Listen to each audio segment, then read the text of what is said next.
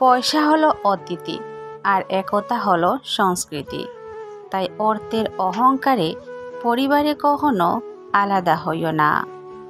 বৃষ্টি তো তখনই হয় যখন আকাশ মেঘের ভার সইতে পারে না, আর কান্না তখনই পায় যখন হৃদয়ে কষ্টের ভার সইতে পারে না।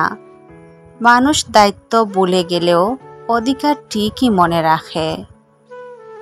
গোপনীয়তা আর মিথ্যা সম্পর্ক নষ্ট করে। তুমি যতই যত্নশীল হও না কেন, ধরা পড়বেই।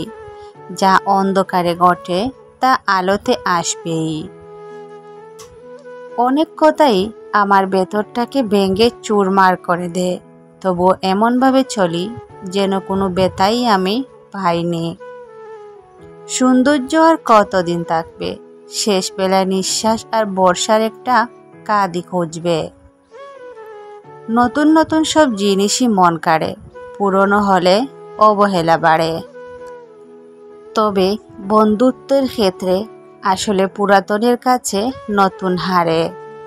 একটা ডিভোর্স হয়তো মা বাবার জীবনের শত সমস্যা মেটায়, কিন্তু একটি ডিভোর্স একটি শিশুর জীবনে হাজারো সমস্যা সৃষ্টি করে। পৃথিবীতে দুটি মানুষের বন্ধুত্বের সংখ্যা খুবই কম, সত্যবাদীর ও প্রতিবাদীর।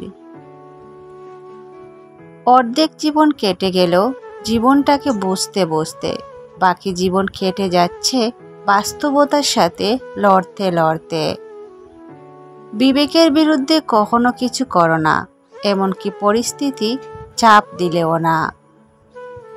আপনার মাতা পিতা অশিক্ষিত হওয়ার কারণে আপনি কখনো লজ্জাবোধ করবেন না।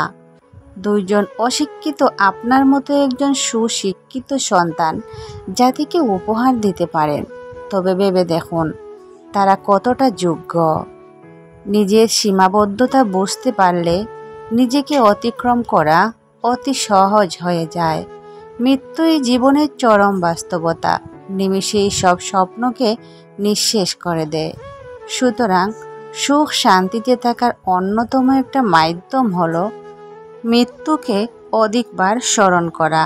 তাহলে দুনিয়ার জীবনে প্রত্যাশার চাপে কখনো পিষ্ট হতে হবে না।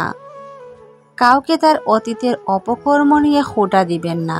কে জানে, সে হয়তো তাওবা করে রবের কাছে তোমার থেকেও উত্তম হয়ে গেছে। প্রকৃত প্রতীক কখনো থেমে যায় না, প্রয়োজনে নতুন করে পথ তৈরি করে নেয়। চোখের আড়ালে যে থাকে মানুষ তাকে সহজে ভুলে যায়। অতীত জুড়ে একরাশ স্মৃতি, আর বর্তমান জুড়ে শুধুই বাস্তবতা।